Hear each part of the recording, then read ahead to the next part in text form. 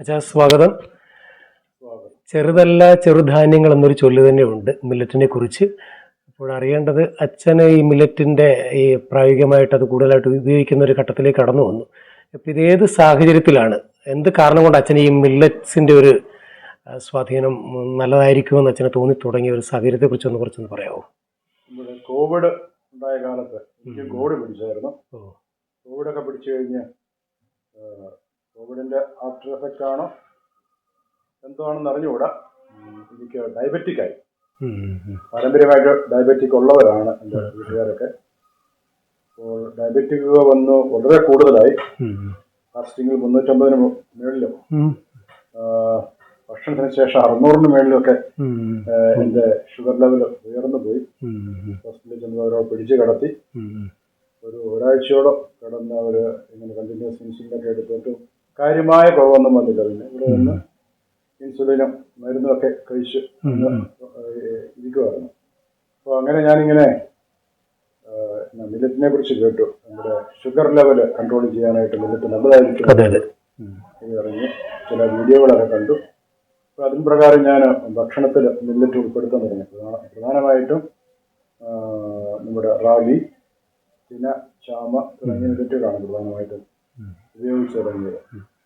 അപ്പോൾ അത് ഉപയോഗിക്കാൻ തുടങ്ങിയപ്പോൾ എൻ്റെ ഷുഗർ ലെവൽ താഴ്ന്നു വരുന്നതായിട്ട് കണ്ടു.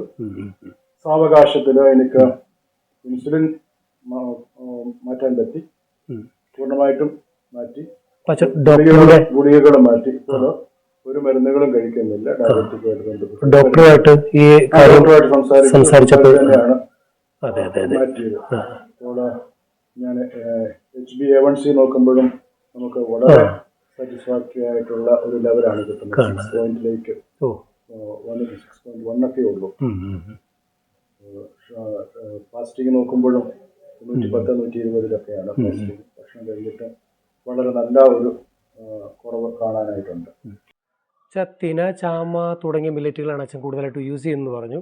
അപ്പം നമുക്ക് അറിയേണ്ട ഒരു കൗതുകരമായ കാര്യം, ഇതുകൊണ്ട് എന്തൊക്കെ വിഭവങ്ങൾ ഉണ്ടാക്കാം? കാരണം എന്ന് പറഞ്ഞാൽ ഈ സ്കൂൾ വിട്ട് കുഞ്ഞുങ്ങൾ വരുമ്പോഴേക്കേ അവർക്കും എന്തെങ്കിലുമൊക്കെ ഒരു 4 മണി പലഹാരമായിട്ടൊക്കെ കൊടുക്കാൻ പറ്റുന്ന ഒരു കിട്ടുമെന്നറിയാൻ വേണ്ടിയാണ് ചോദിക്കുന്നത്. അപ്പം അച്ഛൻ കഴിക്കുന്ന വിഭവങ്ങൾ മില്ലറ്റ് കൊണ്ട് ഉണ്ടാക്കുന്നത്? തീർച്ചയായിട്ടും നമുക്ക് മില്ലറ്റുകൾ കൊണ്ട് നമ്മൾ അരി കൊണ്ടോ ഗോതമ്പ് കൊണ്ടോ ഒക്കെ ഉണ്ടാക്കുന്ന എല്ലാ സാധനങ്ങളും ഉണ്ടാക്കാൻ പറ്റും. ഇപ്പോൾ നമ്മൾ അരി കൊണ്ട് അപ്പം ഉണ്ടാക്കും, ഇഡ്ഡലി ഉണ്ടാക്കും, ദോശ ഉണ്ടാക്കും. അതുപോലെ തന്നെ ഈ മില്ലറ്റുകൾ കൊണ്ട് ഈ അപ്പവും ദോശയും ഇഡ്ഡലിയും ഒക്കെ ഉണ്ടാക്കാം. മറ്റ് മധുരം ചേർത്താൽ, തേങ്ങ ചേർത്താൽ മറ്റ് മധുര പലഹാരങ്ങളും ഒക്കെ ഉണ്ടാക്കാൻ പറ്റും. ഉഴുന്ന് ചേർത്താൽ ദോശയും ഇഡ്ഡലിയൊക്കെ ഉണ്ടാക്കാം. മറ്റ് പുളിപ്പിക്കാനുള്ള ഈസ്റ്റ് ഒക്കെ ചേർത്ത് കഴിഞ്ഞാൽ അപ്പം ഉണ്ടാക്കാം. അച്ഛൻ ഈ വിഭവങ്ങളെല്ലാം പരീക്ഷിച്ചിട്ടുണ്ട്, കഴിച്ചിട്ടുണ്ട്. അതുപോലെ പുട്ട്, ഇടിയപ്പം അങ്ങനെയുള്ള സാധനങ്ങളും ഒക്കെ നമുക്ക് ഉണ്ടാക്കാൻ പറ്റും. അപ്പം മറ്റ് ഇതുമായിട്ട് വിഭവമായിട്ട് ഈ ധാന്യമായിട്ട് കഴിക്കുന്നതായിട്ടൊരു വ്യത്യാസമുണ്ട് എന്തെങ്കിലും? വ്യത്യാസം ടേസ്റ്റിന് ഉള്ള ചെറിയ വ്യത്യാസങ്ങളുണ്ട്. ഓരോന്നിനും അതിൻ്റെതായ ടേസ്റ്റുകളുണ്ട്. അങ്ങനെയാണ്. ഉണ്ട്, വെറൈറ്റി ഓഫ് നമുക്ക് ഉണ്ടാക്കാൻ പറ്റും. പിന്നെ ഈ മേഖലയിൽ ഇപ്പോൾ ഒത്തിരി ഇന്നോവേഷൻസ് ഒക്കെ നടക്കുന്നുണ്ട്. മില്ലറ്റിന് പല കൂട്ടായ്മകളുണ്ട്. വാല്യൂ ആഡഡ് പ്രൊഡക്ട്സ് മില്ലറ്റിൽ നിന്ന് വരുന്നുണ്ട്. പല കൂട്ടായ്മകൾ പലയിടത്തൊക്കെ ഉണ്ടായിട്ടുണ്ട്. ആളുകൾ ഇതിനെക്കുറിച്ച് കൂടുതൽ ബോധം ഉണ്ടായി വരുന്നുണ്ട്. നിലവിലെ മാർക്കറ്റിൽ ഈ മില്ലറ്റിൻ്റെ ലഭ്യത, അതിന് ഡിമാൻഡ് ഉണ്ടോ? ആൾക്കാർ കൂടുതൽ ആവശ്യപ്പെടുന്നുണ്ടോ? ഇങ്ങനെയുള്ള കാര്യങ്ങൾ അറിയാനുള്ള ആഗ്രഹമുണ്ട്. അതിനെക്കുറിച്ച് എന്തെങ്കിലും? ലഭ്യമാണ്. പല മില്ലറ്റുകളും നമ്മുടെ മാർക്കറ്റുകളിൽ ലഭ്യമാണ്. പക്ഷേ അത്ര എല്ലാ കടകളിലും ഉണ്ടോ എന്ന് ചോദിച്ചാൽ എല്ലാ കടകളിലും കാണില്ല. നമ്മുടെ പല സൂപ്പർ മാർക്കറ്റുകളിലും ഉണ്ട്. പിന്നെ നമ്മുടെ ചങ്ങനാശ്ശേരി മാർക്കറ്റിലെ ചില കടകളിലെല്ലാം ഇതെല്ലാം ലഭിക്കുന്നതാണ്. തിനയും ചാമയും റാഗിയൊക്കെ കിട്ടുന്നുണ്ട്. മില്ലറ്റുകൾ ഒരു 10 തരം മില്ലറ്റുകളുണ്ട്. മില്ലറ്റുകളുടെ കൂട്ടായ്മയിൽ 10 തരം മില്ലറ്റുകളുണ്ട്. അത് ഈ കൂട്ടായ്മകളിൽ നിന്നൊക്കെ ഓൺലൈനായിട്ടും മാർക്കറ്റ് ചെയ്യുന്നുണ്ട്. അവൈലബിൾ ആണ്. ആൾക്കാർ വരുന്നുണ്ടോ? ഈ സാധാരണ ആൾക്കാർ, അല്ലെങ്കിൽ ഈ ഇങ്ങനെ ഈ രോഗങ്ങളുമായിട്ട് ബന്ധപ്പെട്ട കാര്യങ്ങൾക്ക് ആവശ്യത്തിനായിട്ട് വരുന്ന അങ്ങനെയുള്ളതാണോ? അതോ സാധാരണ ആൾക്കാർ ഇതിലേക്ക് വരുന്നുണ്ടോ? കുറച്ചൊരു അവബോധം ഇപ്പോൾ ആൾക്കാർക്ക് ഉണ്ടായി വരുന്നുണ്ട്. പ്രത്യേകിച്ച് ഈ ഇന്റർനാഷണൽ ഇയർ ഓഫ് മില്ലറ്റ് ആയിട്ട് 2023 പ്രഖ്യാപിച്ചത് മുതൽ ആളുകൾ കുറെ കൂടുതലായിട്ട് മനസ്സിലാക്കുന്നുണ്ടെന്ന് തോന്നുന്നു. പിന്നെ ചില കൂട്ടായ്മകളൊക്കെ വളർന്നു വരുന്നുണ്ട്. അവർ കൊടുക്കുന്ന വലിയ പ്രചരണമുണ്ട്. അതിൽ നിന്നുമൊക്കെ ഇതിന് ആരോഗ്യ ഗുണങ്ങളെക്കുറിച്ച്, ഇത് ഉപയോഗിക്കുന്നത് മൂലമുള്ള ആരോഗ്യ ഗുണങ്ങളെക്കുറിച്ചുള്ള ഒരു അവയർനെസ് ആളുകളിൽ ഉണ്ടായി വരുന്നുണ്ട്. അപ്പോൾ അതിൻ്റെ ഫലമായിട്ട് കൂടുതൽ ഉപയോഗിക്കുന്നുണ്ട്.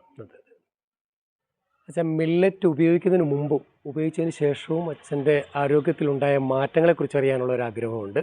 ഒരുപക്ഷെ 11 വർഷം അച്ഛൻ ചങ്ങനാശ്ശേരി അതിരൂപതയുടെ കോർപ്പറേറ്റ് മാനേജ്മെൻറ്റ് ഓഫ് സ്കൂൾസിൻ്റെ മാനേജറായിരുന്നു.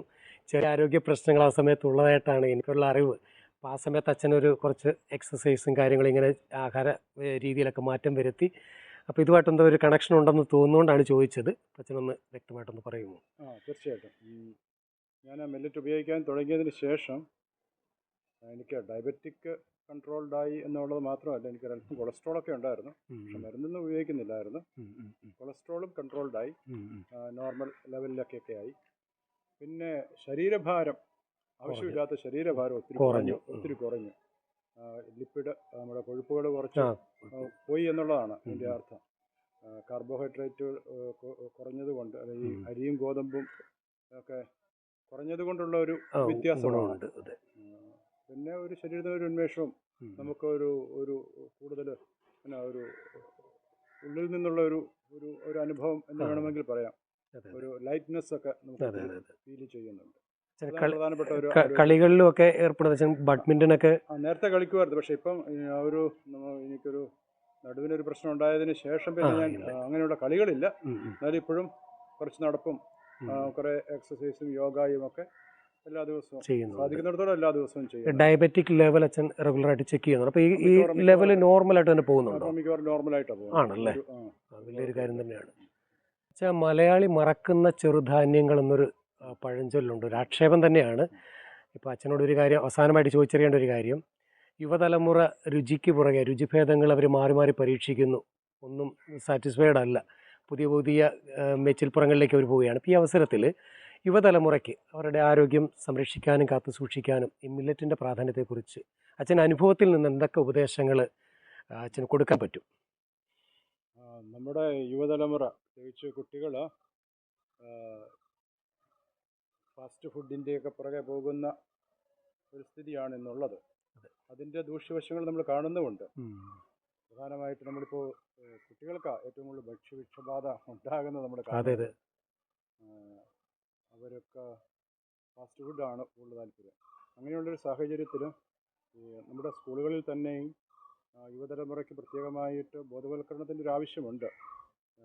ഭക്ഷണത്തിലൂടെ ആരോഗ്യം, നാം കഴിക്കുന്നതാണ് നമ്മുടെ ശരീരമായിട്ട് മാറുന്നത്. അത് മനസ്സിലാക്കിക്കൊണ്ട് അമിതമായ കൊഴുപ്പുകളൊക്കെ മാറ്റി നിർത്തിക്കൊണ്ട് മില്ലറ്റുകൾ ഉപയോഗിക്കുവാനായിട്ട് കുട്ടികളെ പരിശീലിപ്പിക്കേണ്ടതൊരാവശ്യമാണ്. ഒരുപക്ഷെ ഗവൺമെൻറ്റും അതിന് കുറച്ച് മുൻകൈ എടുക്കുന്നുണ്ട്. ഫീഡിങ്ങിലൊക്കെ മില്ലറ്റ് വർഗ്ഗങ്ങൾ ഓരോ ദിവസവും മാറി മാറി കൊടുക്കാനായിട്ട് സാധിക്കുമെങ്കിൽ അത് വളരെ നല്ലൊരു കാര്യമായിരിക്കും. അതിൻ്റെ വിവിധ വിഭവങ്ങളും നമുക്ക് കുട്ടികൾക്ക് കൊടുക്കാനായിട്ട് സാധിക്കണം. പക്ഷേ അത് ഗവൺമെൻറ് ഭാഗത്തു നിന്നും നയപരമായ തീരുമാനങ്ങളൊക്കെ ഉണ്ടാവണമായിരിക്കും. പക്ഷേ ഒരു പരിധിവരെയും നല്ലതായിരിക്കും. കുട്ടികൾക്ക് അത് രുചിച്ചറിയാനും അതിൻ്റെ സവിശേഷതകൾ മനസ്സിലാക്കാനും ഒക്കെയുള്ള അവസരങ്ങൾ കുട്ടികൾക്ക് കൊടുത്താൽ അവരുടെ ആഹാരക്രമത്തിലും ആഹാരശീലത്തിലുമൊക്കെ മാറ്റങ്ങൾ വരുത്തുവാനായിട്ടും ഭാവി തലമുറയെ ആരോഗ്യമുള്ള ഒരു സമൂഹമായിട്ട് വളർത്തിയെടുക്കാനായിട്ട് നമുക്ക് സാധിക്കും. അമിതമായിട്ടുള്ള കൊഴുപ്പുകൾ ഒക്കെ മാറ്റി ഇങ്ങനെയുള്ള ആരോഗ്യപരമായ ഭക്ഷണം നമ്മുടെ കുട്ടികൾക്ക് പരിശീലിപ്പിക്കേണ്ടതൊരാവശ്യമാണ് എന്ന് എനിക്ക് തോന്നുന്നു. അപ്പം സൂപ്പർ ഫുഡായ മില്ലറ്റിനെ കുറിച്ചുള്ള ഒരു ഇൻ്റർവ്യൂ ആണ് ഇപ്പോൾ എടുത്തത്. അച്ഛൻ്റെ അനുഭവങ്ങളാണ് ഇവിടെ പങ്കുവച്ചത്. ഒരുപക്ഷെ ഈ ഇൻ്റർവ്യൂ ചെറിയൊരു സെഗ്മെൻ്റ് ആയിരുന്നു, പക്ഷേ ഇത് കേൾക്കുന്ന കുട്ടികൾക്കെല്ലാം വളരെ പ്രചോദനപരമായിട്ടുള്ള ആശയങ്ങളാണ് അച്ഛൻ ഷെയർ ചെയ്തത്. എന്തായാലും ഈ ഇൻ്റർവ്യൂ പങ്കെടുത്ത അച്ഛന് സ്കൂളിൻ്റെ പേരിലുള്ള എല്ലാവിധ നന്ദിയും നേരുന്നു. Thank you.